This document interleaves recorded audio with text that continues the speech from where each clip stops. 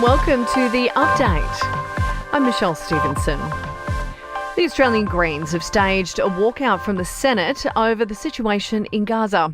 Senator Mehreen Faruqi leading the protest against the support of Israel in the conflict and condemning the government for not demanding a ceasefire. I'm going to sit here and watch you pat yourselves on the back for doing nothing. Weasel words are not going to stop war crimes. Today, we bring the people's protest into Parliament. Free Palestine!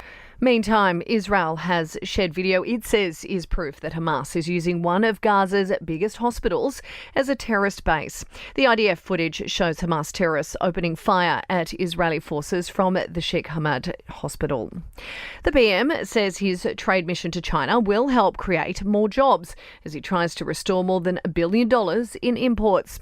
Anthony Albanese is the first Australian leader to visit the country in 7 years and says there's no doubt trade helps our economy. We've already seen a number of the impediments to trade between our two nations removed, and an uplift already, substantial uplift in the trade between our two nations in issues like barley already restarting. Flowers and toys are among the tributes being left at a pub in Victoria after a car smashed into a beer garden, killing 5 people. A 6-year-old boy and a teenage girl are among the dead at Daylesford, while another child remains in a critical condition. The boss of Westpac concedes that consumers are being squeezed as he acknowledges an increase in hardship. Cost of living pressures as well as rising interest rates have meant some consumers have had to adjust their spending. The bank has also announced a record profit up 26% to $7.1 billion. And the big 4 banks are now all predicting interest rates will rise 0.25% when the Reserve Bank Board meets. A 0.25 increase would take the official cash rate to 4.35%. Sport and entertainment are next.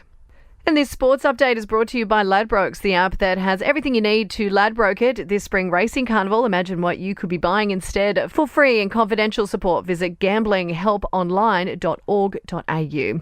Gold Trip is attempting to become the first horse to go back-to-back in the Melbourne Cup in almost 2 decades. The Great Makybe Diva was the last to achieve the feat between 2003 and 2005.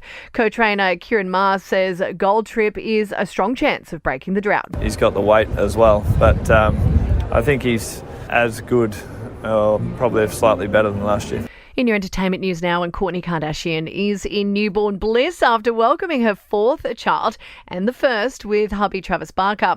The reality star is said to be over the moon about her son's arrival. Now, fans believe that The Weeknd postponed his massive Aussie tour so he can actually go to this year's Billboard Music Awards. The Canadian singer, who's up for 13 gongs, is expected to appear at the Vegas ceremony. Now, that is on the same night that he was set to kick off his Brisbane show. And Taylor Swift's latest album has broken new records for the megastar. 1989, Taylor's version has debuted at number 1 on the Billboard 200, selling more than 1.6 million units and making it the biggest debut of her career. That's the latest from the Nova Podcast News team. We'll have another episode of The Update for you tomorrow. I'm Michelle Stevenson.